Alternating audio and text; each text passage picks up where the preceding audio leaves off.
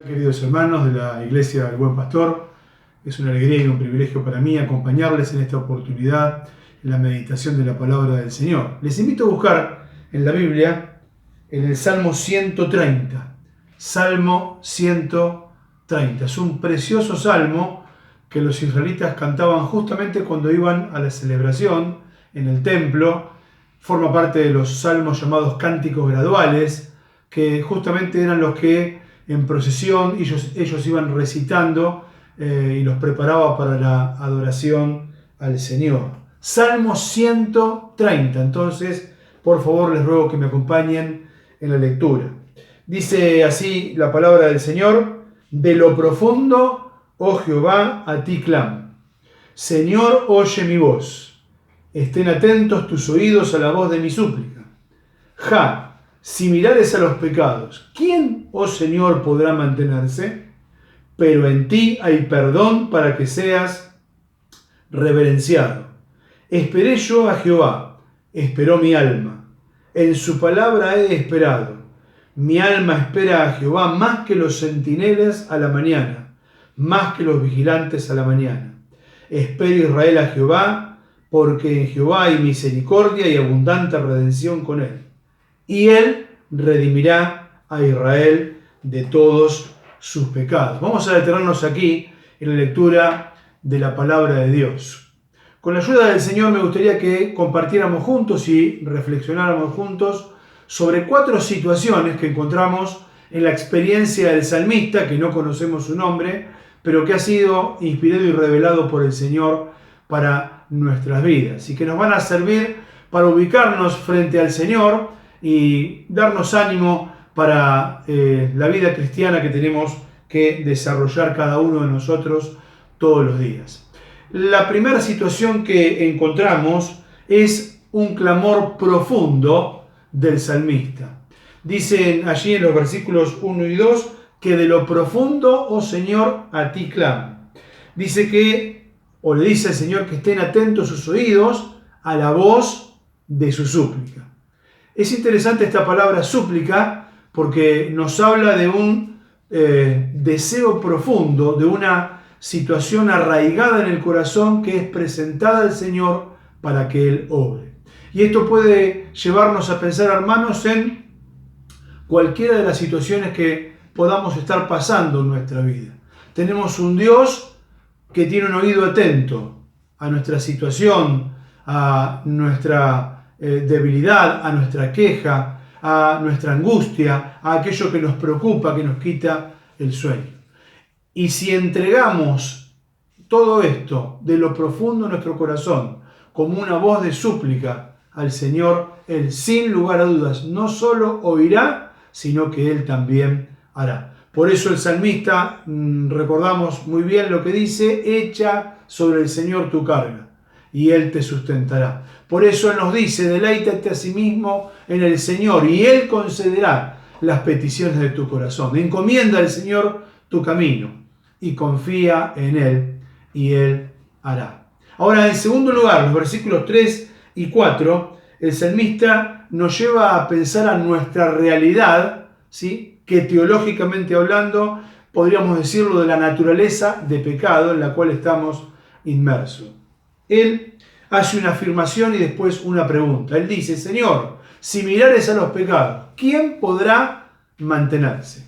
Nos hace recordar lo que dice el apóstol Pablo en Romanos capítulo 7, donde él declara, sí, que el bien que quiere hacer, eso justamente no hace, y el mal que no quiere hacer, hay algo en sus miembros que lo impulsa a hacerlo. Y él va a decir: miserable hombre de mí. Es que realmente es así. Cuando comparamos nuestra pecaminosidad, nuestra inclinación a errar, nuestra inclinación a desviarnos de lo que Dios quiere para nuestra vida, ¿quién podrá mantenerse frente a la santidad de Dios? Pero alabado sea Dios, no queda allí, sino que hay una afirmación en el versículo 4 que dice: pero en ti hay perdón. En ti hay perdón para que seas reverenciado. Aquellos que tienen años como yo en el caminar cristiano recordarán aquel viejo coro que cantábamos, lo llamábamos corito, ¿se acuerdan? Hay perdón por la sangre de Jesús. Hay perdón por su muerte en la cruz. Proclamad que hay perdón para todos. Hay perdón los que acuden al Señor Jesús. Y así es, encontramos perdón. Así que, así como el apóstol Pablo en Romanos capítulo 7 termina diciendo, miserable hombre de mí, pero en el 8 inmediatamente dice, ahora pues ninguna condenación hay para los que están en Cristo Jesús. Así también el salmista en el versículo 3 nos dice, ¿sí? ¿Quién podrá mantenerse? Pero en el versículo 4 dice, en ti hay perdón, para que seas reverenciado. Miren cómo él termina este concepto. El perdón es gracia y misericordia, inmerecidos, nos alcanza, nos cubre, nos libera, pero también nos genera una responsabilidad para que reverenciemos al Señor. ¿Cómo? En una adoración constante, en una obediencia, que como escribió un cantautor, es mi obediencia, es mi mejor adoración. Así que, qué invitación que nos hace el Señor a pensar en nuestra propia realidad. El salmista David decía, ¿quién podrá entender sus propios errores? Líbrame, Señor, de los que me son ocultos. Y allí está el Señor esperando que le demos reverencia. A veces esta palabra reverencia la confundimos con la actitud de cómo estamos dentro de una reunión. Y hacemos bien porque tenemos que estar en una actitud de reverencia. Pero el salmista va mucho más allá de eso. Es una actitud de vida, de temor de Dios, de vivir de acuerdo a la voluntad de Dios y rindiéndole cuentas a Él para que nuestro caminar sea en santidad y en pureza. En tercer lugar, encontramos en los versículos 5 y 6 el tiempo de la espera. Va a decir el Señor allí en varias oportunidades, específicamente en 4 y en diferentes situaciones verbales, esperé al Señor, esperó mi alma, en su palabra he esperado y mi alma espera al Señor. ¿Qué cosa la espera? ¿Cuánto nos cuesta, queridos hermanos, a veces estos tiempos que permite el Señor, donde buscamos en oración que Él obre de alguna u otra determinada manera, en alguna u otra determinada circunstancia, y el Señor nos hace esperar? Y en esa espera el salmista lo grafica de manera muy interesante. Él va a hablar más que los centinelas, dice allí, y más que los vigilantes a la mañana.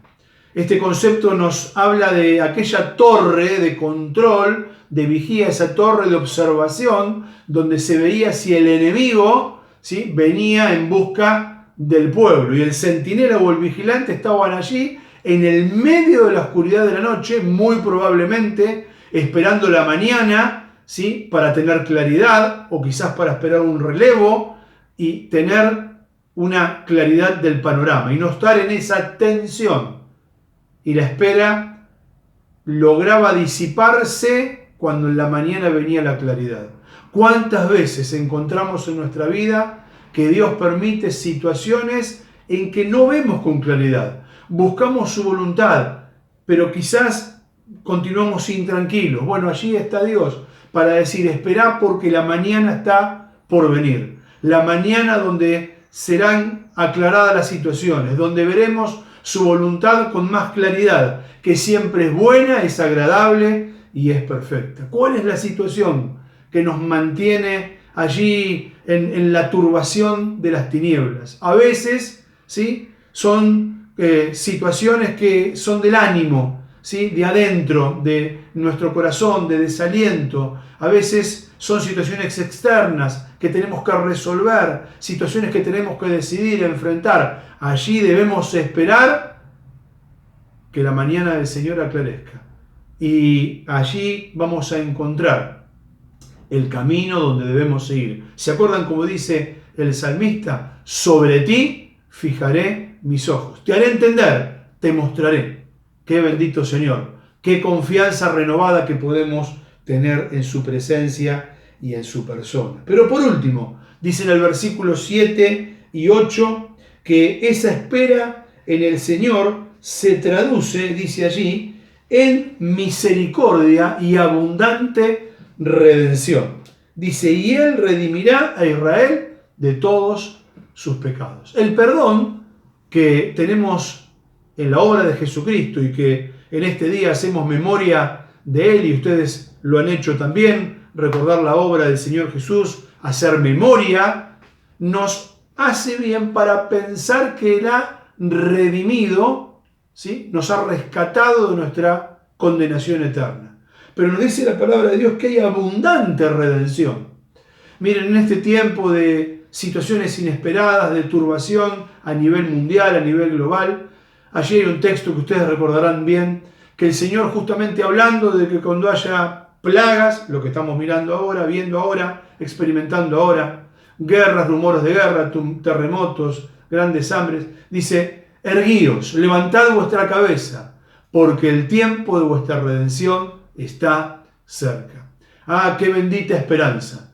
Tenemos ya la redención, el rescate.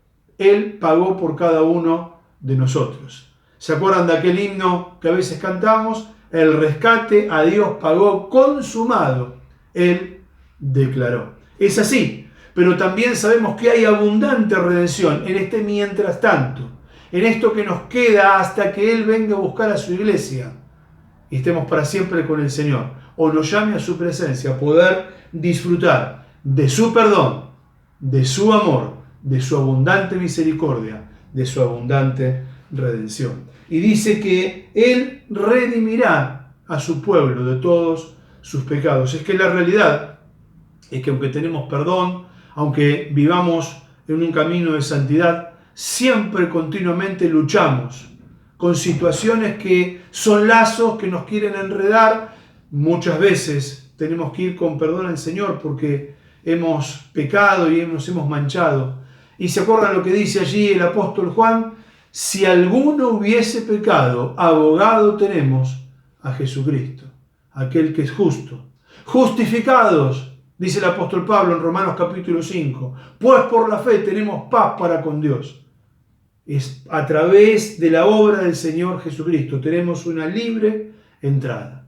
Así que, queridos hermanos, resumiendo esta meditación que hemos tenido, podemos tener una confianza absoluta en Dios, que Él está mirando nuestra vida. Sus ojos están sobre sus hijos. No hay situación que nos escape a su soberana voluntad. Y podemos entonces descansar en Él. Podemos alcanzar un oportuno socorro. Repasamos. Vimos en primer lugar que podemos derramar nuestro corazón, expresar nuestra súplica a Dios. ¿Se acuerdan cómo hizo Ana cuando fue al templo a orar? Solo Dios conocía. Elí no la había entendido, la prejuzgó o llegó a una conclusión equivocada. Pero Dios sabía el corazón y conocía el corazón de Ana. Abramos nuestro corazón, ¿sí?, frente a su presencia y a su oído atento.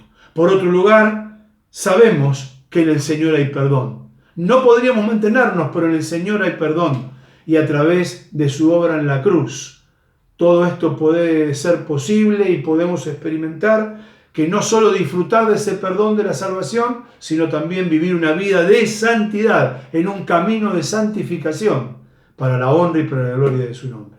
Cualquier situación de espera que Dios permita, la permite para nuestro bien. Y aunque no lo entendamos ahora, lo entenderemos después. Y por último, abundante redención, abundante misericordia, abundante perdón hay para los hijos de Dios. Les mando un fuerte abrazo, que el Señor los bendiga, que bendiga a la iglesia, que podamos estar cumpliendo la misión aún en este tiempo tan especial de alcanzar a otros con el Evangelio de Jesucristo. Y si estás viendo este mensaje y nunca le pediste perdón al Señor Jesús por tus pecados, hoy puede ser un tiempo de salvación. Y podés buscar en la cruz del Calvario que hay perdón para tus pecados, hay seguridad de salvación y hay vida eterna. Que Dios le bendiga ricamente. Amén.